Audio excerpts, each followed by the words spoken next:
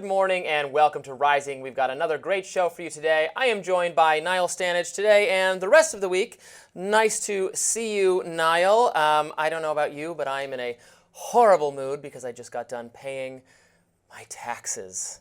Providing all the services that government has to offer, Robby. Just an announcement, I am not even a libertarian anymore. I am, once again, a full-on anarchist. I want government just totally gotten rid of and destroyed. I am so furious about having to pay taxes. Because you would rather not do anything for the public good. No, I love the public good, but I hate the government. Hate it, Niall.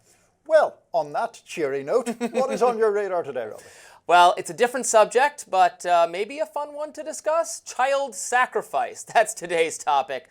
What fun indeed. Look, thankfully, we're not discussing any gruesome child murders in the present. This story comes to us from the medieval period. So it seems that archaeologists have discovered an altar in a nature park in Guatemala where the temples of the ancient Mayan people still tower over the jungle. Now, this altar belongs to Tehuacan culture, the people who would go on to populate Mexico prior to the rise of the Aztec Empire.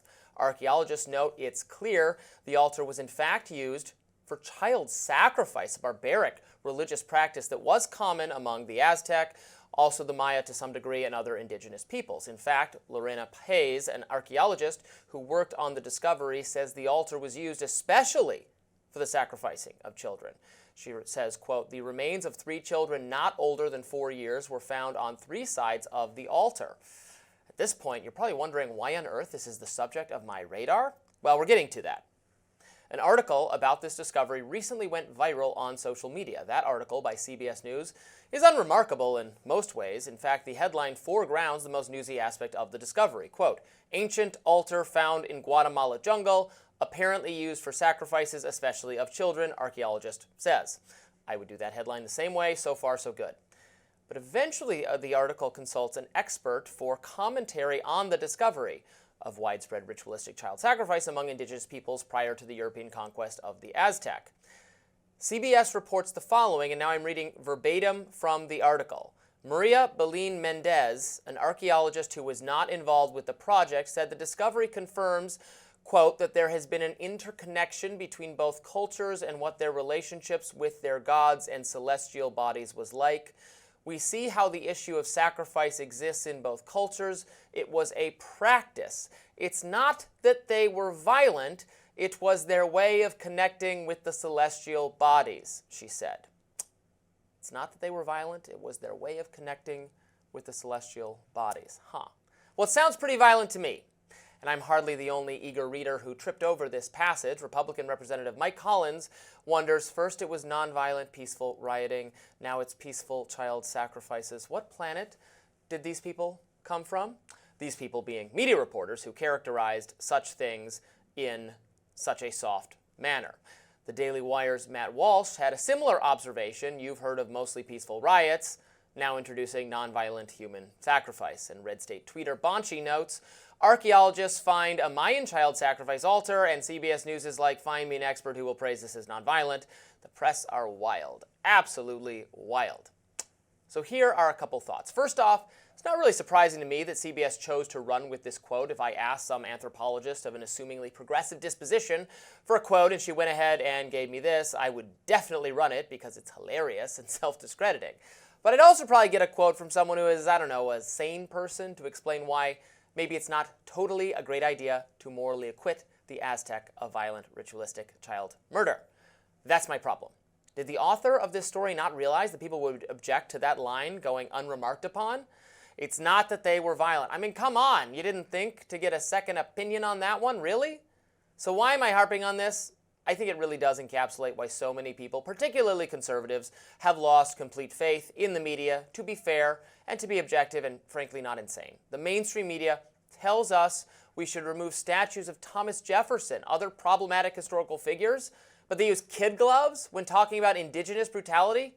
This is truly, obviously absurd, and we all know it. By the way, because I am always interested in hearing out both sides, unlike too many journalists on both the left and the right, I did reach out to that archaeologist for further clarification of her comments, and if I receive a response, I will be happy to provide it on this show.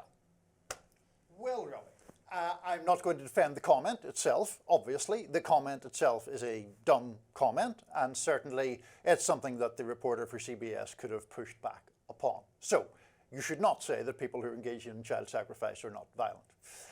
Where I have bigger problems with it is that it has been recycled or seized upon in the service of this narrative that A, the media are always untrustworthy, and B, kind of tied by people like the congressman we mentioned and by Mr. Walsh to the criticisms of riots around the time that Black Lives Matter was at its peak, or in the wake of the George Floyd protests.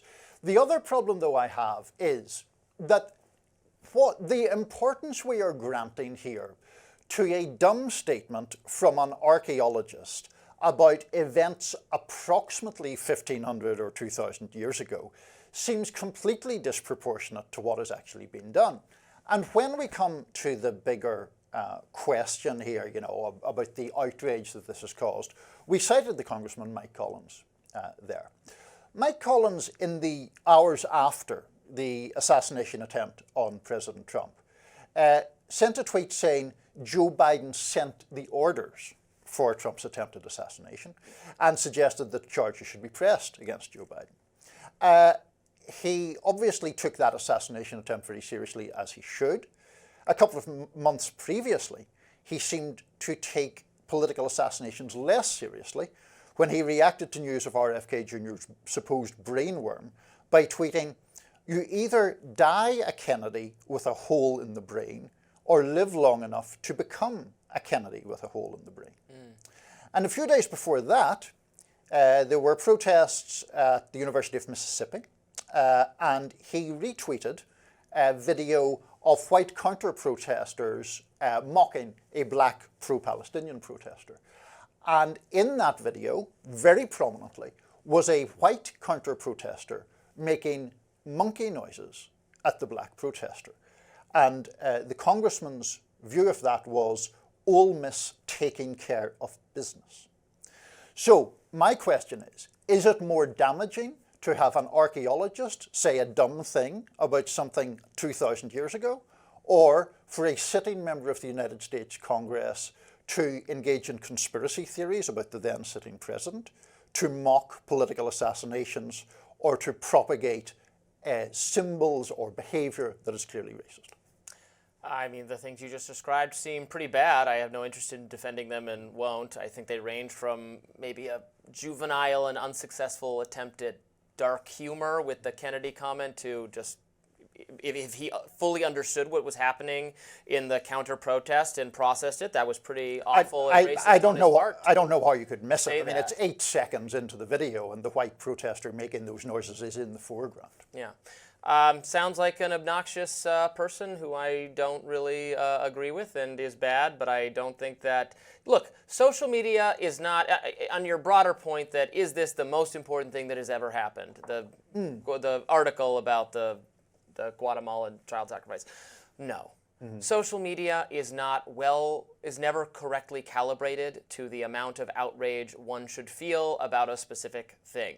And in fact, this used to be mainly a problem of I would argue, of progressive enforcement of a kind of cancel culture norm where somebody said something dumb on social media, maybe someone not as prominent and expected to be respectful and careful with their words like the representative, but maybe just a teenager, maybe even younger, or said it a million years ago, who has their life destroyed because of some tweet dug up. Whereas you would want them to be maybe criticized for it or maybe explain why that was not a good thing and then go on with life. And social media is not correct with that. Similarly, if what happens to this archaeologist is that she gets in trouble, I would be opposed to that. I mean, that's why I reached out to her comment. Maybe she doesn't speak English, and her comment was totally taken out of context by the reporter. But we still have to process why mainstream media outlets like CBS and others have totally lost completely the support. It's not all bad faith criticism they get from the right. They get some. There's quite a lot of bad faith criticism. Well, I don't think it's I mean, there has been a entirely bad. decades-long effort in this country, going back at least as far as the founding of Fox News, but probably to the heyday of talk radio, Rush Limbaugh and people like that, to discredit the mainstream media in a very deliberate way, to cast everything it says as the function of liberal bias, and thereby to immunize Republican politicians against legitimate criticism from the media. Well, that's where we part ways, because I think there is a lot of legitimate... well, you would agree there's a lot of legitimate criticism of the media. I don't know. They also do fine reporting. Like I said, this article is mostly fine, but to not even occur to the person that you would... I mean, the broader context here is that conservatives will say the crimes, the genocide, the horrors of native life in the Americas prior to prior to Western discovery are underplayed by liberals who want to practice cultural relativism for native cultures, while attacking the West as brutal and evil enslavers and that, when the truth is that there was a lot of atrocity just among all peoples all across the world until modern times, and we have now successfully reduced violence the world over in most places, not universally, but in most places.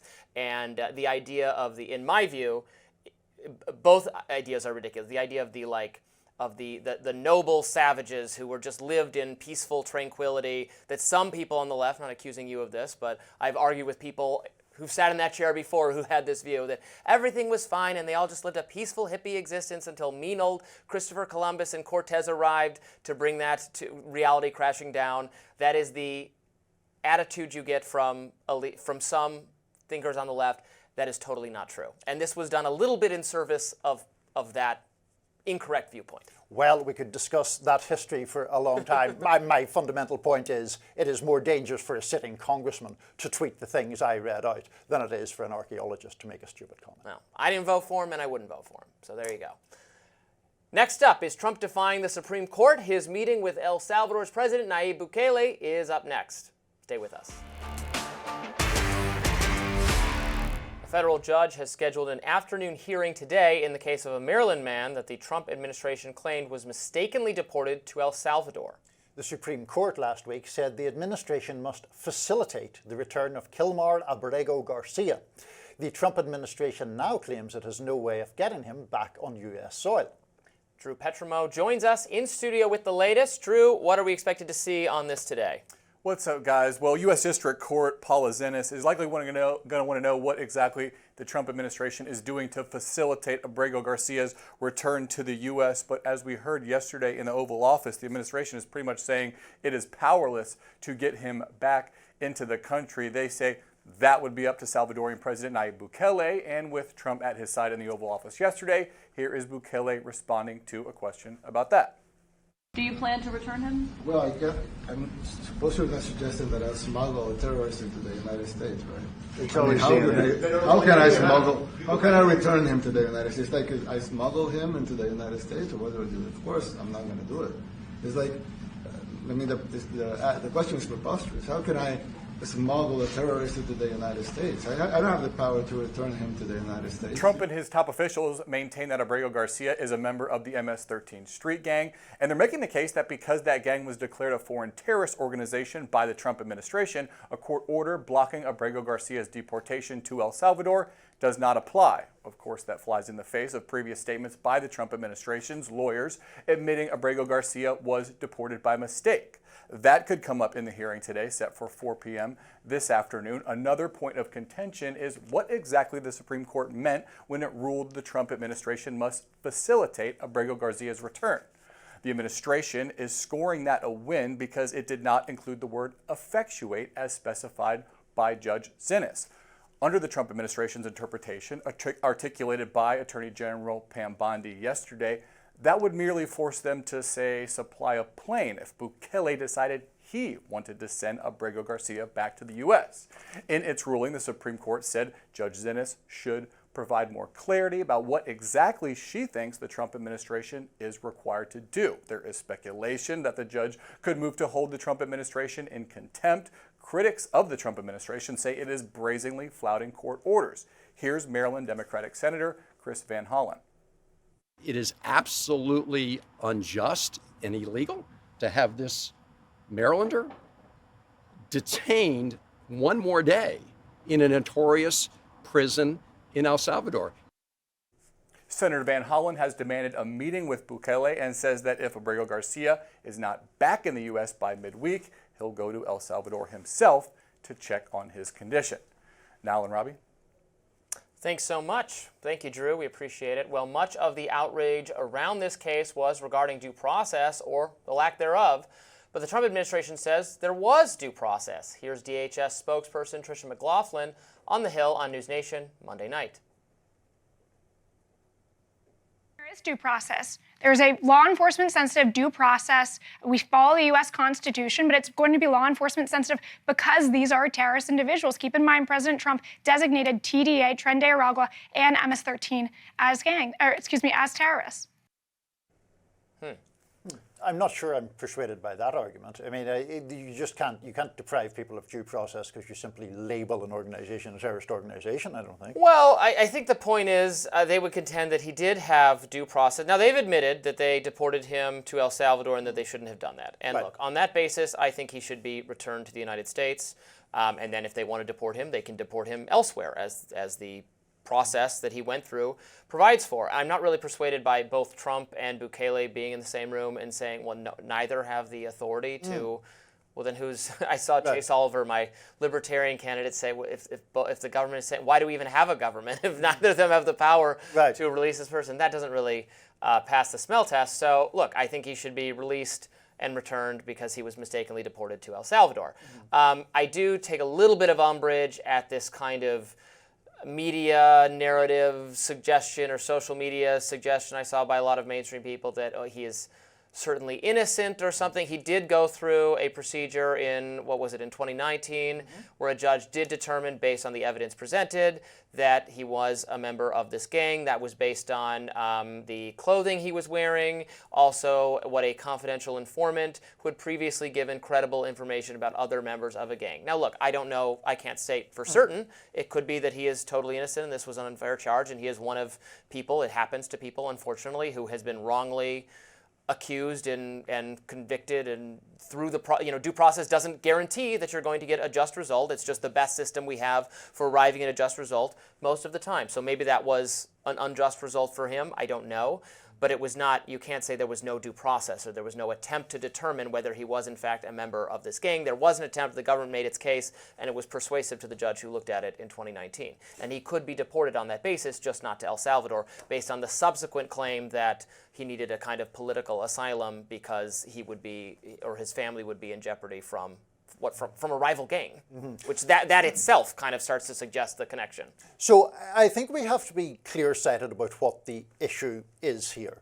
There are, of course, all these specifics around Mr. Abrego-Garcia, and I'll get into those in a second. But the question really at its heart is the Trump administration going to obey the law, and is it going to recognize the authority of the courts? Now, the thing that is clearest in Mr. Abrego-Garcia's case is there was an order that he could not be deported to El Salvador.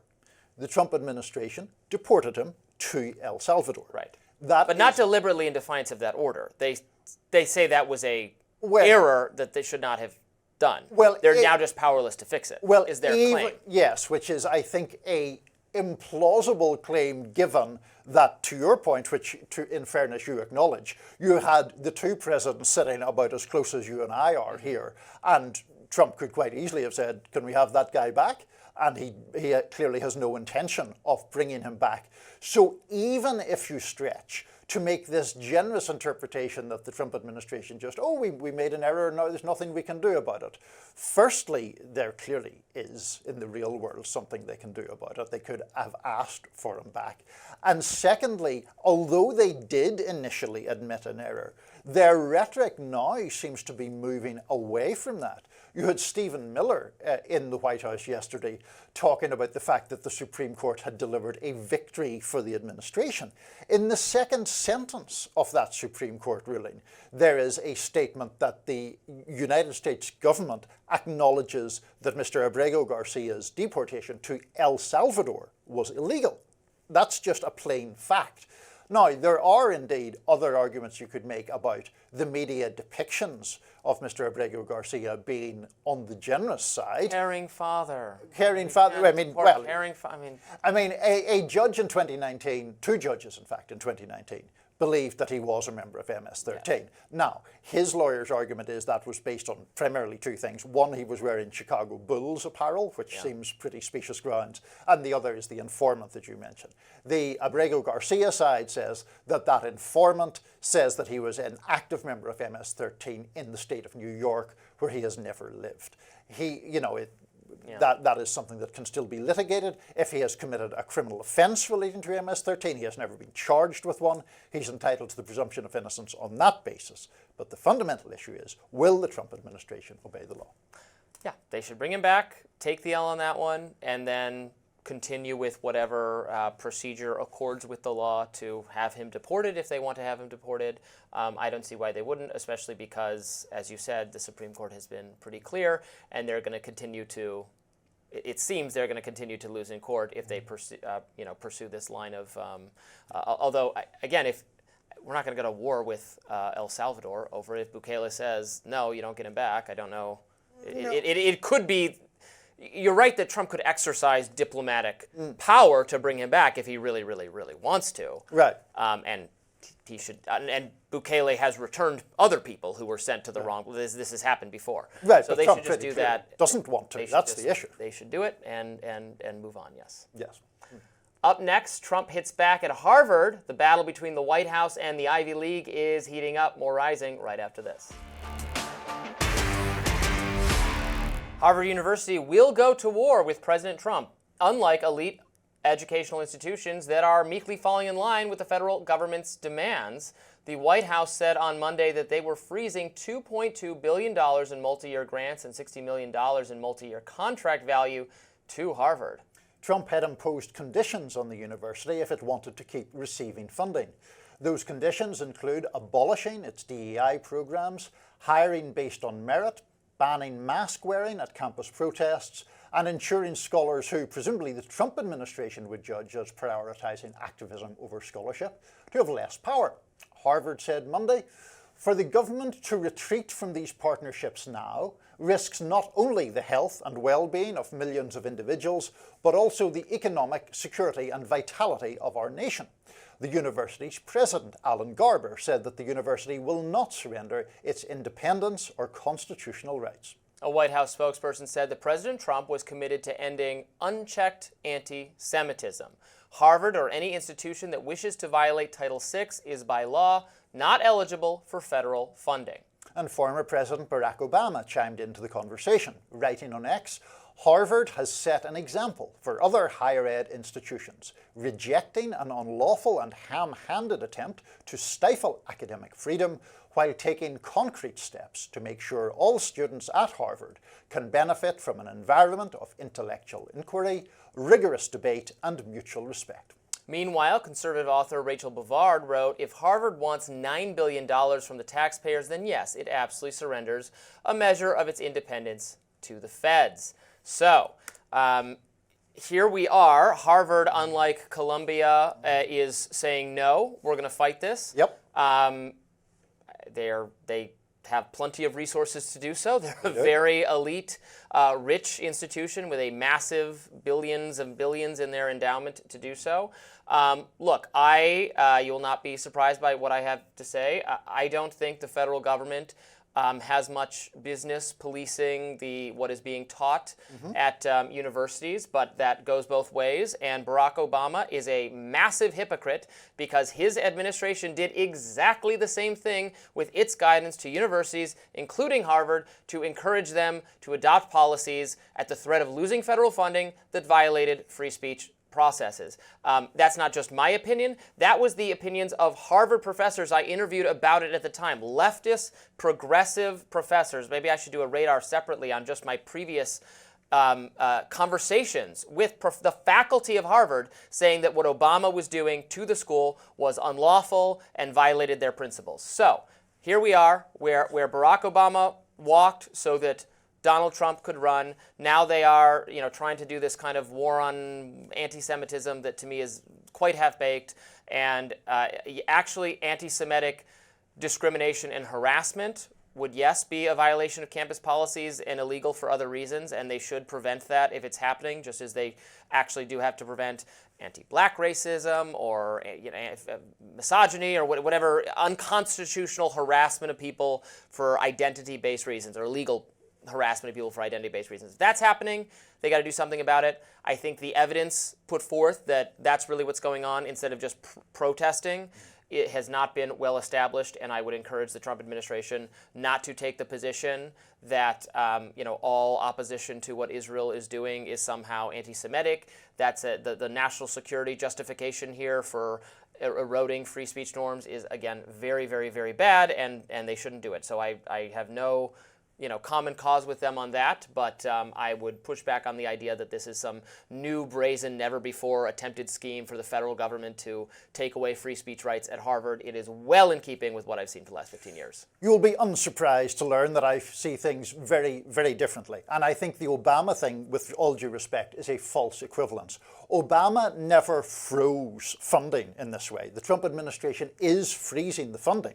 But more importantly than that, the Trump administration is trying to dig its fingers into what is actually taught at universities in these departments. In the letter that the Trump administration sent to Harvard last Friday, there were 10 either departments or programs that it highlighted for additional scrutiny. That is on its face a government, a presidential administration trying to interfere with the teaching of a private university. Then, in addition, you have a number of other issues with that Trump letter, including the idea that it would empower faculty that I guess would agree with the Trump administration's view of things. And they say this explicitly, that one of the objectives was to reduce the power held by students. That has nothing to do with anti-Semitism or the debate over anti-Semitism. It is actually about the Trump administration going after centers of dissent in this country, whether it's academia, whether it's the media, whether it's the sciences, and various other things like that. Now, in relation to what is going on here, obviously, I applaud Harvard for fighting the good fight. I agree with what Obama said there. But here's the other thing that I wonder. When the people who run Columbia University look at this, are they not ashamed at how abjectly they capitulated on basically the same matter, allowing a presidential administration to interfere with their institution because it wielded the threat of funding cuts against them? That was an abject surrender, which Harvard, to its great credit, is not doing. Yeah, I think they probably do look a little cowardly because they have not as much money as Harvard, but they have tons of money too. Billions, yeah. Which, to my mind, always erodes their need for our generous taxpayer dollars to be shoveled to them. Some conservatives, I'm not necessarily taking this position, but some conservatives will certainly say that if you're taking public money, that's going to come with strings attached.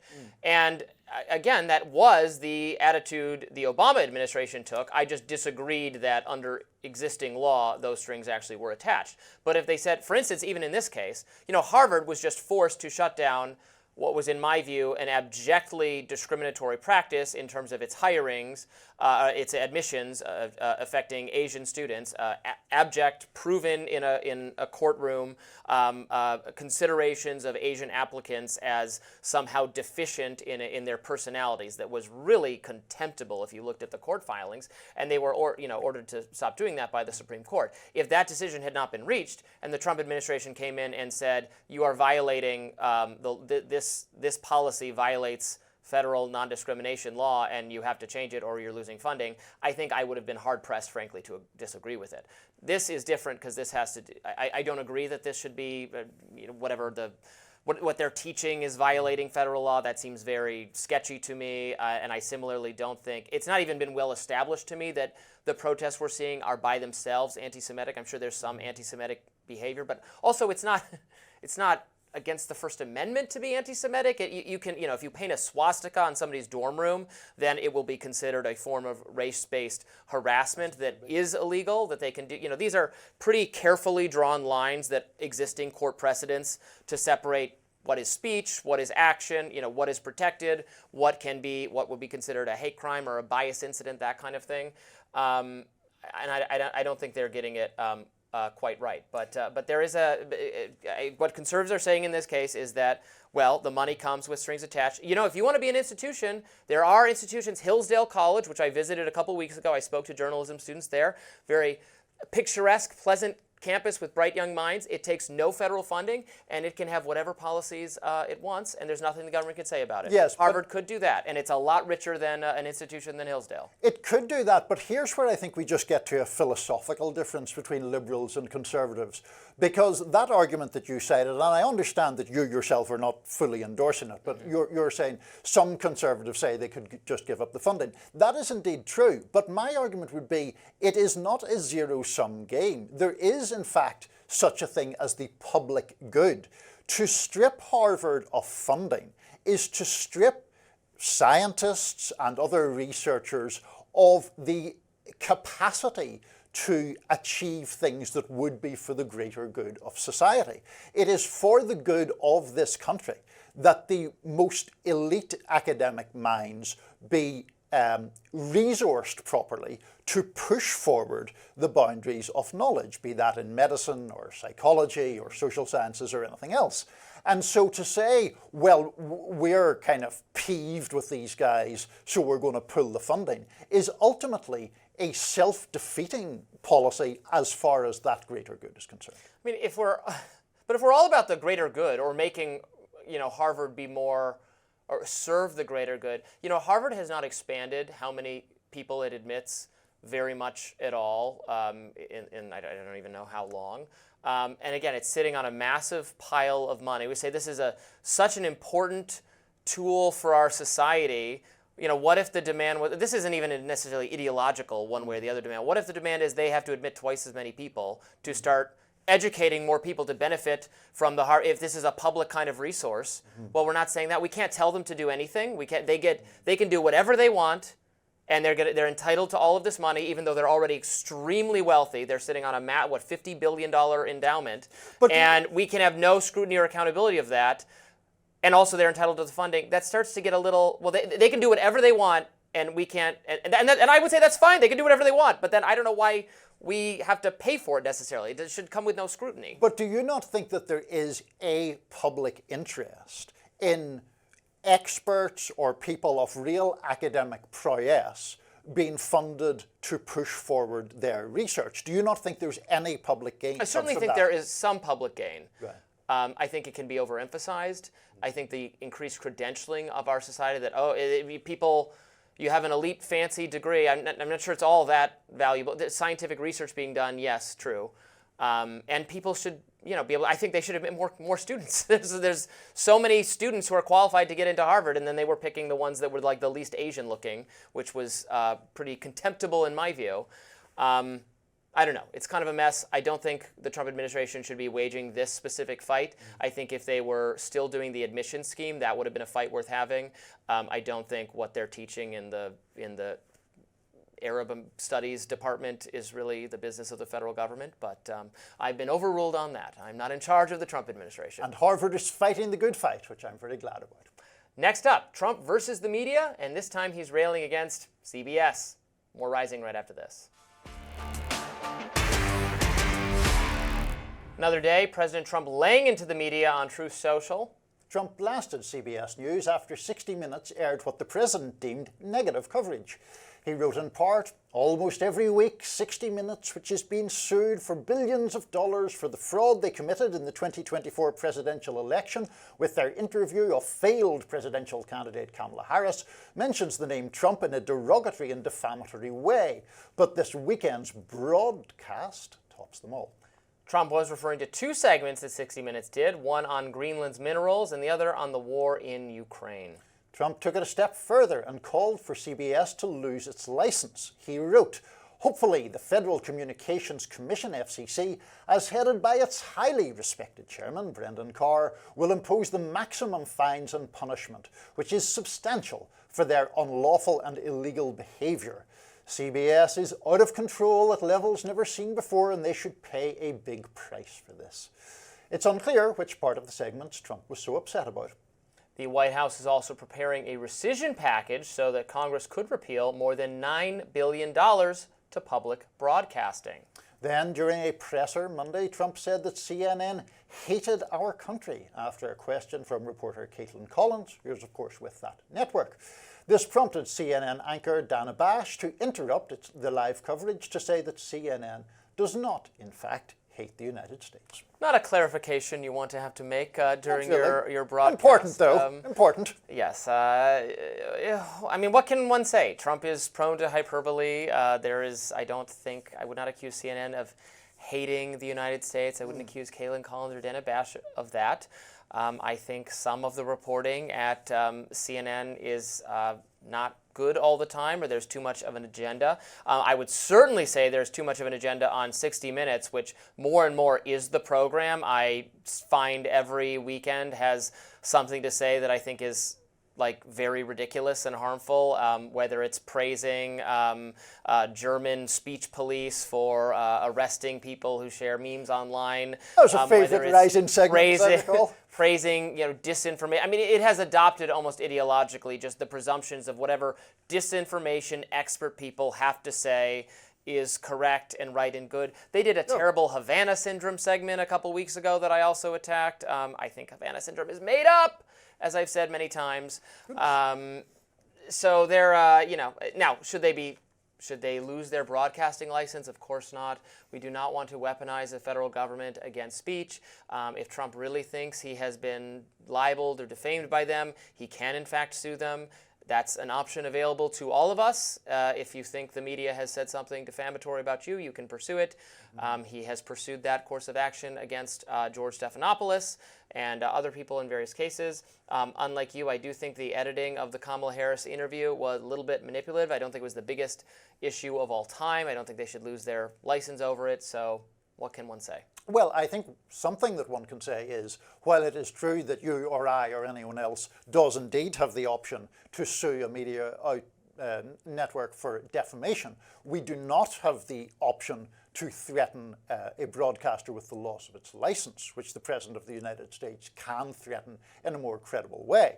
And the reason that is the important distinction is that it goes to these broader Trump attempts to intimidate the media. The President obviously wields enormous power. That power doesn't just pertain to FCC licenses for broadcasting. It also pertains to the fact that, as you're well aware, CBS's parent company, Paramount, is trying to push through a merger that the FCC can approve of or disapprove of, and Trump is, I think, certainly at risk of trying to put a thumb on the scales, or more than a thumb on the scales there.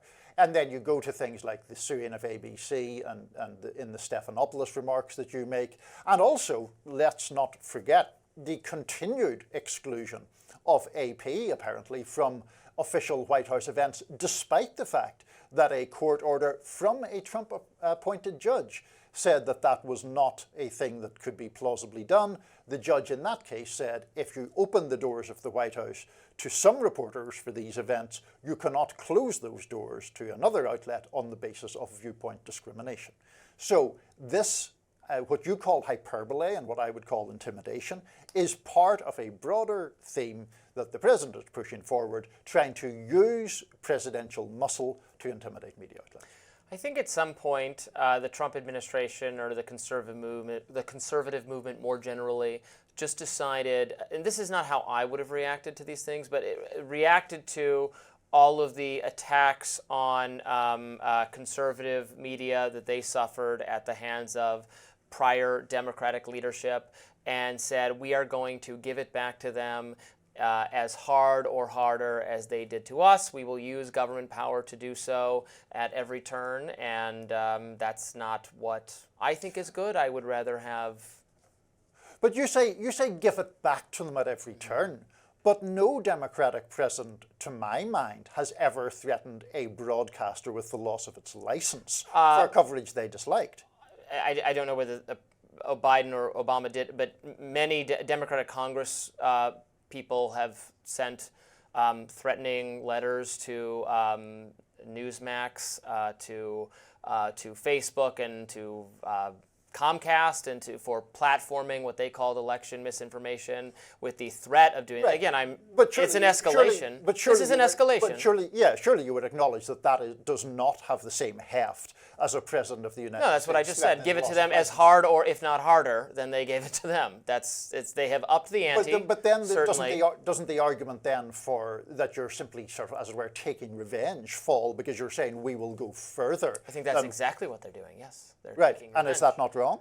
I do think that's wrong, yes. Oh, okay. But that's what they're doing. And then once Democrats come to power again, they will go back to complaining when Democrats certainly overreach and do the same thing and try to attack conservative media on every front. And then we'll just be in an endless spiral of government pressure and power to censor the opposing viewpoint. And I hate it. It's not what I've signed up for at all. But what you are suggesting seems to me to be equating complaints about harsh or negative media coverage, which every politician in the history of mankind has made, to a threat to use the powers of the presidency to punish media organizations. Well, it's not just. It wasn't just Elizabeth Warren just like spouting off or something. I mean, these were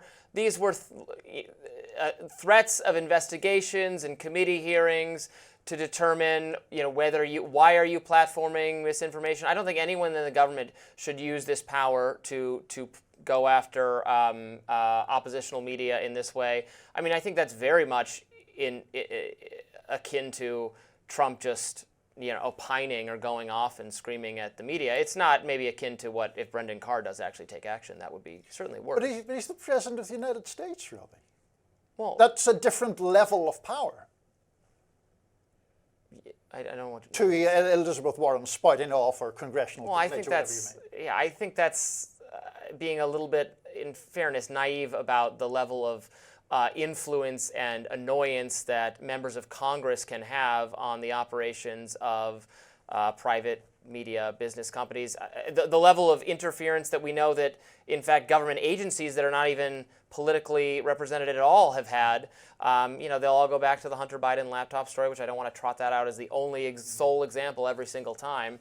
I should try to find, again, this letter that it wasn't just from Elizabeth Warren either. It was from a number of congressional Democrats about trying to convince Comcast to stop carrying Newsmax as a company on its platform. I mean, I think that's pretty bad. And not just trying to convince them, saying there are ways we can investigate you for this. I think the door was kicked open long before Trump started spouting off on the new powers he has to attack his enemies. I think we'll just have to disagree. I mean, I just think that the powers that reside with the president are of a completely different order. Well, up next, was there a better way to handle the bird flu pandemic? We will discuss. Stay tuned. Millions of dead chickens, dying cats, feverish cows suffering from respiratory distress. These are the consequences of a mishandled response to the most recent outbreak of H5N1, aka the bird flu, according to Vanity Fair's reporter Katherine Eban. Now, the latest episode sprouted in Texas early last year, spreading to more than 324 dairy herds across 13 other states. As of this month, the Department of Agriculture reports 1,000 dairy herds have been infected, and at least 67 humans. Could the crisis have been contained with just a few phone calls within USDA? Eban says the politics of profits weighed more than public health. Here to break down her investigation is Katherine Eban. She is a special correspondent at Vanity Fair, covering medical and scientific affairs. Welcome, Katherine. Great to be back with you. Nice to see you. For sure. So one of the things I found most interesting in your piece was this argument you make, or simply perhaps fact that you state, about USDA having a dual purpose. On one hand, it is there to protect or at least maintain the safety of livestock and other animals. And on the other hand, it's there essentially to promote American agriculture and promote that business. You think, I believe, that those two things have sat in tension with each other in a very damaging way in this case. Yeah, they absolutely have. I mean, there is a well-established playbook to respond to pandemics. Whether the government heeds it is another question entirely. But my investigation revealed that the USDA had essentially thwarted the government's response, slow walked the response by refusing to move to a system of nationwide surveillance of dairy cows. That sort of, you know, don't test, don't tell policy allowed the bird flu to cross state lines, infected cows to cross state lines, and has resulted in this just, out of control virus that has continued to mutate and puts us at risk of a larger pandemic, according to many of the experts that I interviewed for the story. So what are the conflicting agendas at play that have caused such a mishandling? Yeah, USDA basically oversees animal health on the nation's farms, but they also oversee the giant export agreements for poultry, dairy, and beef.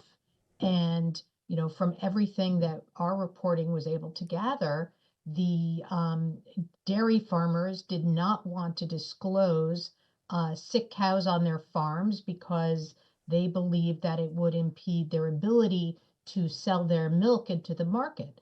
And so, the USDA essentially allowed them to run concerned veterinarians off their farms, to not disclose sick cows, and they passed a regulation with such a giant loophole that it was laughable, which was to say, if they want to move cows across state lines, they have to show tests that are virus-free for 30 cows. And often, the herds that they're moving can be in the hundreds or even larger than that. So, the whole thing, when I got in there to report, I was thinking James Herriot, all creatures great and small, nice, rural veterinarians happily, helping cows. And really, I found myself in the back room of the dairy industry with, farmers that just wanted to go dark, vets who were terrified to speak out because they were getting fired from their jobs, and USDA, which was basically covering for the dairy industry and thereby putting us all at risk. To that point about USDA, Katherine, your piece does mention the fact that there was perhaps not an official gag order, but certainly a kind of chilling effect aimed at scientists within USDA. Tell us a little bit more about that. Yeah, well, the way that the agricultural sector works is that you have state veterinarians and then you have USDA vets who are camped out in the states, who are functioning as the eyes and ears of the federal government. And any information that they glean from the farms as an early warning system is supposed to get pushed up to the USDA officials in Washington, D.C. And very early on in the pandemic, in the outbreak, almost inexplicably, the USDA put out this directive severing any contact between USDA officials and the folks in the states. So those are colleagues that are collaborating all the time and talking all the time, and basically the USDA directed in memos that I obtained, no more contact. So the idea that you're going to sever crucial contact for weeks at the beginning of an outbreak as the virus is spreading across state lines is really pretty extraordinary. And that's how we opened the story, is with that finding.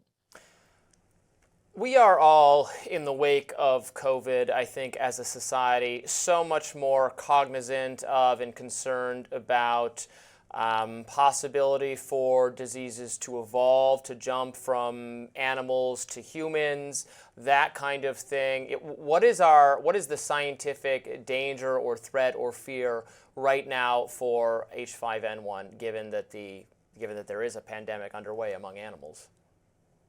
Look, the more that this virus mutates, right, the more that it is allowed to move unchecked through the animal population, the greater the risk that it is going to learn how to spread to humans. Now, RFK Jr., who is the nation's health secretary, initially, proffered this idea, let's just sort of let it rip on dairy farms.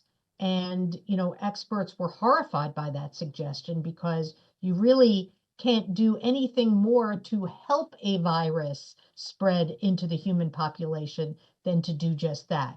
What you need is rigorous suppression of the virus. You also need to know where it's moving. That is why nationwide surveillance is so important.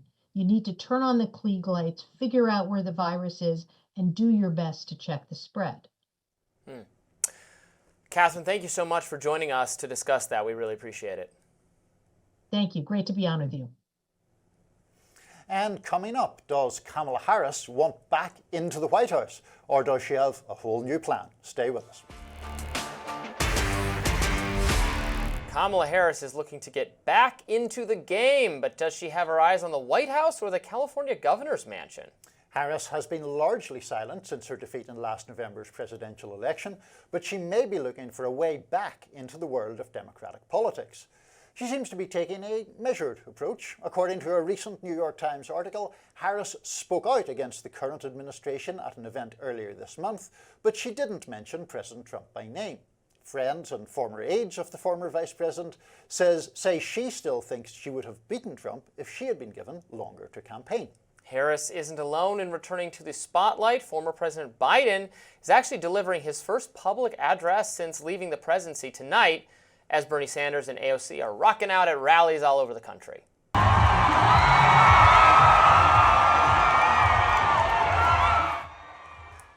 Meanwhile, the idea of Harris running for governor seems to be rubbing some people the wrong way.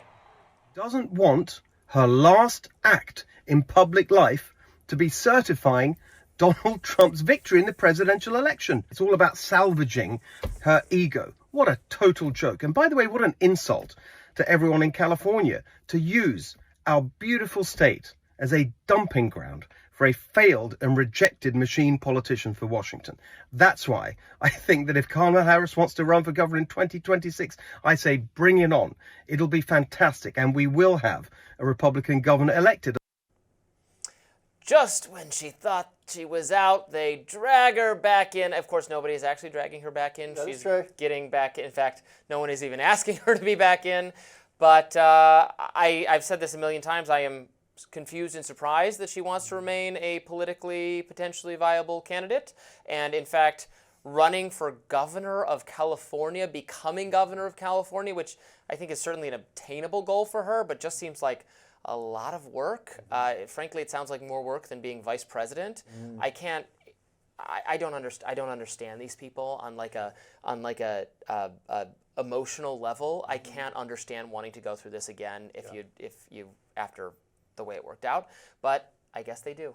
I guess they do. You're going to have to indulge me for just a second, Robbie, because I have to say, Steve Hinton there, what are these foreigners doing commenting on our politics, Robbie? Foreign election interference. Somebody just has an accent and they get put on American TV to give their expert opinions, and there's where everything's going to go. Seems to happen time to time. Anyway, broadly, I agree with you about Kamala Harris. I mean, I have never, as you well know, think that Kamala Harris is some generational stellar talent. I think she was a better candidate than President Biden would have been. I think that's a pretty low bar.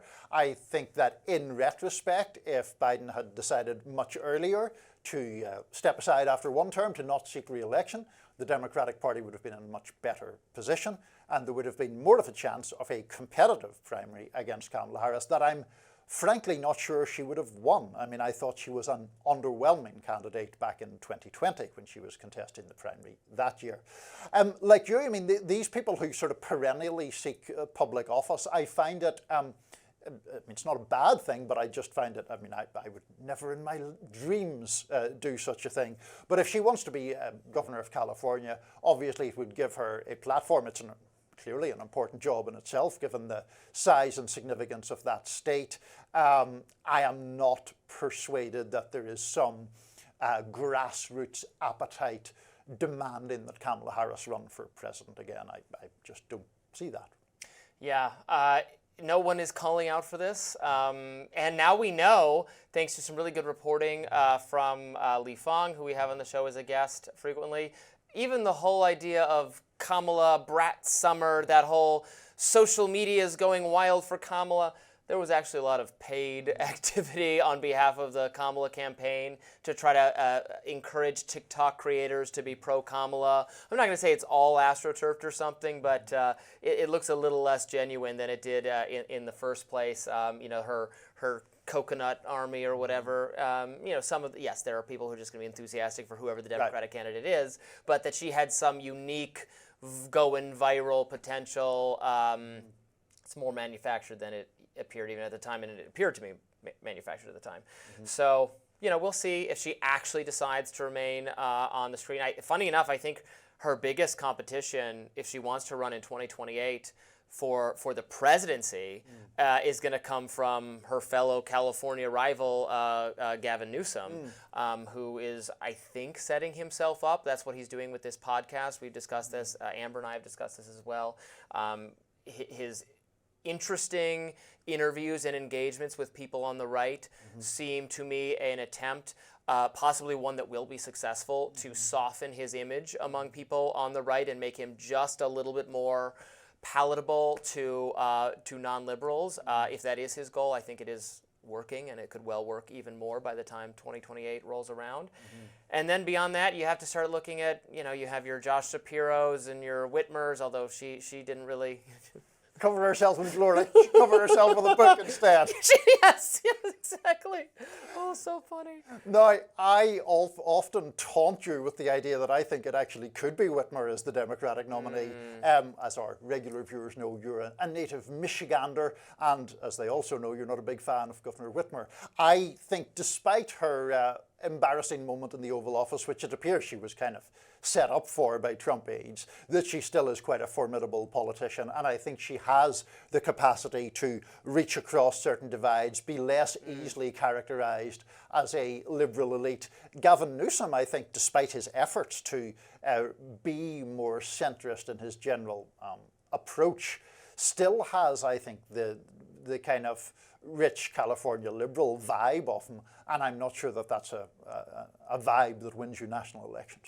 Well, I would not want to inflict Gretchen Whitmer on the country, but for my own career as a commentator for the quality of Rising, I would love her to be the president. I could do radar after radar about what I don't like about her, the fake kidnapping and all the rest. So well, there were federal charges pressed and all that. I mean, she was not in danger. The FBI knew about the whole thing the whole time. That's the one that was more of a, forget January 6th. That's the one where the people doing it were literally being paid by the FBI, as they do to carry out, progress through the plan so they could all be arrested. Well, they were infiltrated, but that wasn't Gretchen Whitmer's doing. Well, no. So, I mean, listen, I think she's an able and charismatic politician with appeal to the heartland of America, Robbie. So I think she may yet be the nominee. I think she has a better chance than AOC, who I think is also enormously charismatic and a very able politician.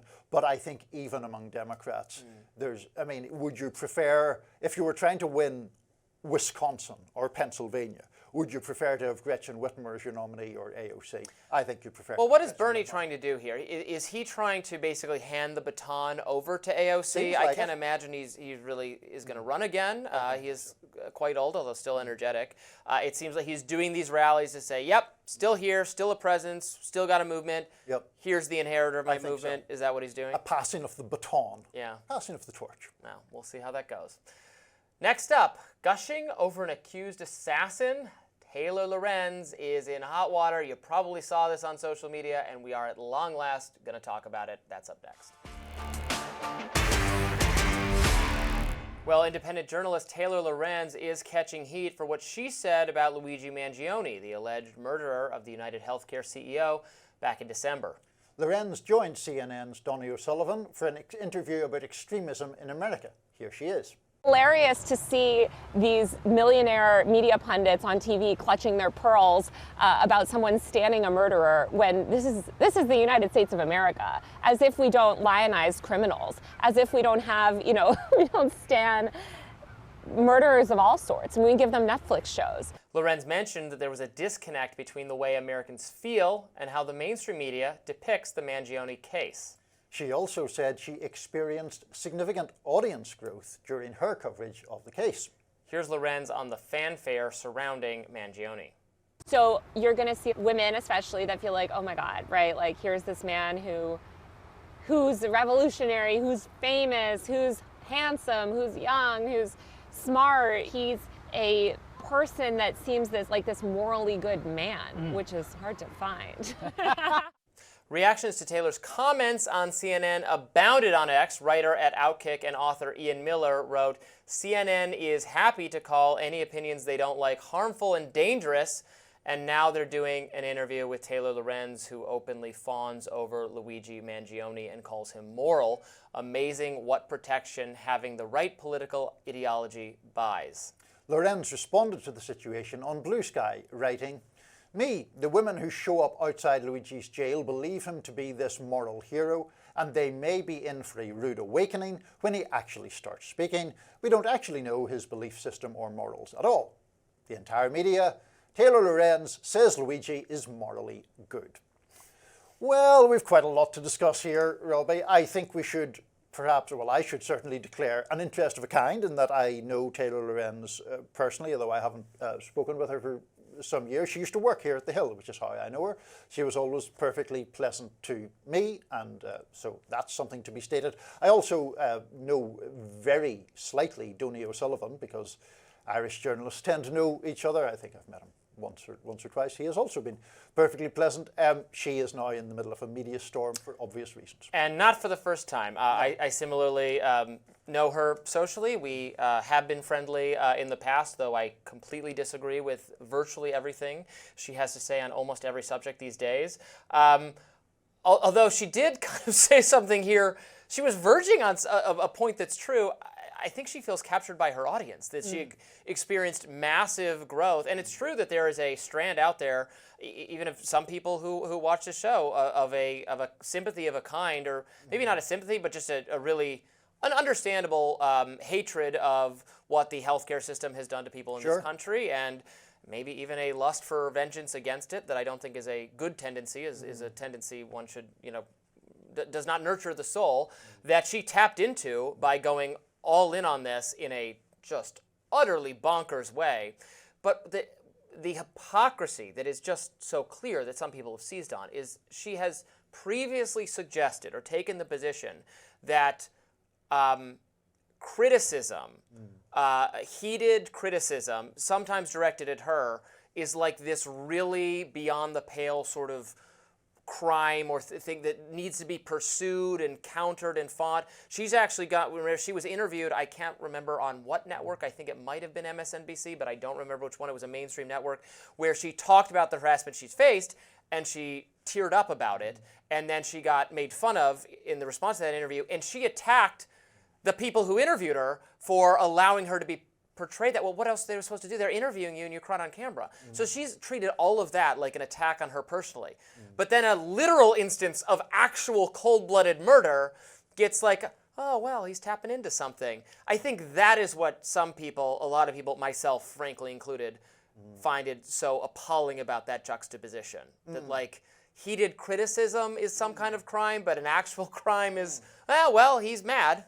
Yeah, I mean... You know what I'm saying? I do know what you're saying. I mean, I think that Taylor has, over the years, inserted herself into numerous online controversies, and then often complains that the criticism of her, as you say, is unfair or abusive, having at the very least stoked that controversy. She plainly doesn't see it that way. I mean, I prefer her live and in person to her online persona, which I find more sort of fractious and whatever, just controversy seeking, but you know. The thing she did that first really enraged the tech world, a lot of libertarian right people. Well, remember Clubhouse was a thing during the pandemic. There's a conversation featuring Mark Andreessen and some other people. Mark Andreessen is a big, tech investor person, actually now a big backer of Donald Trump, although he had come to that, more, I don't know how recently, but had not always been a Trump person. And she accused him of saying the R word, the R slur. It was actually not even him who said it, so she got that incorrect. Okay. But also she came out with a big thing about how like this was some horrible. I mean, you can certainly take the position that people shouldn't use that word. It's kind of coming back into our lingo as just a way to refer to some people as. I think it's an unpleasant word. I don't think it's a federal hate crime to do it, and to treat that way. And again, he didn't even say it, to be clear. It was somebody else. And then, to be like, but accused murderer. I also wanted to, I'm not sure we played this exact quote, or maybe we did. She described Luigi Mangione, and also, by the way, I find the worship of him no different from the worship of Charles Manson or what. It has always been the case. Not convicted yet, that Robby. Women entitled to the presumption of innocence. Sure, alleged killer, whatever, that's fine. It has always been the case that some psychotic women out there fall in love with these kinds of people, and I don't get it, but there's nothing new about that. It's the same kind of thing Charles Manson had going on. She said, here's this man who's a revolutionary, who's famous, who's handsome, who's young, who's smart. He's a person that seems like a morally good man, which is hard to find. I don't know if this was an intentional reference. I suspect it wasn't. But this was not pointed out to me. It was pointed out by colleagues of mine at Reason. There is and it's one of my favorite short stories. It's a short story called A Good Man is Hard to Find. Okay. It's by Flannery O'Connor. It's a brilliant writer about Southern Gothic, the kind of immediately after World War II period in the South. This story is about an escaped criminal who off-screen murders this family who turns down a wrong driveway. And actually, in Flannery O'Connor's later telling, she's Catholic.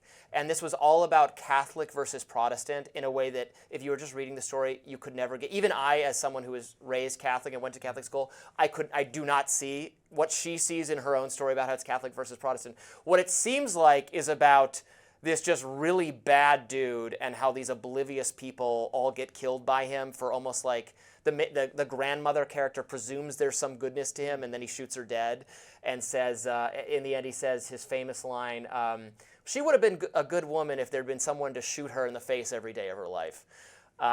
So I don't know if this was an intentional reference to this, but it was certainly not missed by colleagues of mine who are also a fan of Flannery O'Connor's work. Well, I appreciate that guide to Flannery O'Connor, Robby, which I'm sure will be well received by our audience. But look, the thing that I find about Taylor is sometimes she goes overboard in what would otherwise be a very interesting discussion.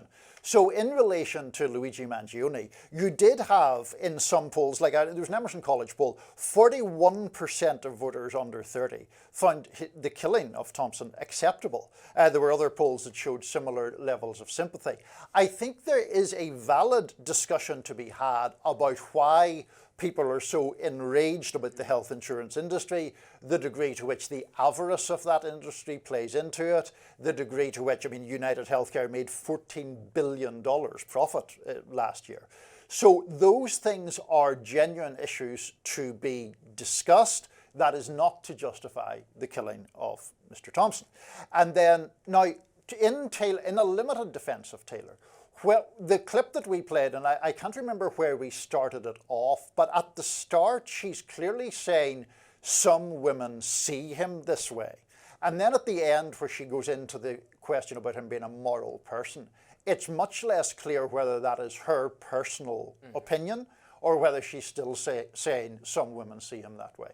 In any event, it reminded me of the debate she had with Piers Morgan on this same subject, where she said she felt joy about his killing, and she quite rightly and appropriately got a lot of pushback from that, and she stepped back slightly and said, well, maybe not joy, but not empathy. Step back very slightly, yeah. Very slightly, right? yeah. She has had plenty of opportunities to emphasize that she's commenting on or observing a phenomenon that is real, not saying that she's a participant in this phenomenon. She's had plenty of opportunities to clarify that, and has not, I don't think, really done it to my satisfaction or anyone's satisfaction. I think that's a fair point. I mean,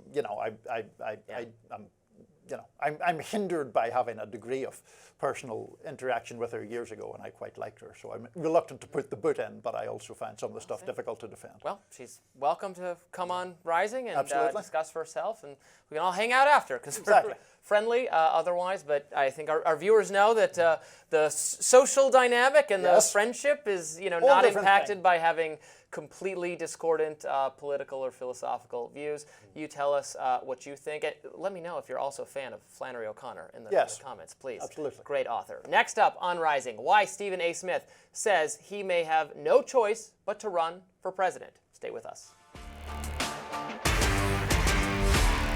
ESPN host Stephen A. Smith for president. He was on ABC over the weekend where he said this about a possible presidential run. Let's watch. I have no choice because I've had elected officials, and I'm not going to give their names, elected officials coming up to me. I've had folks who are pundits come up to me. I've had folks that got a lot of money, billionaires and others, that have talked to me about exploratory committees and things of that nature. I'm not a politician. I've never had a desire to be a politician.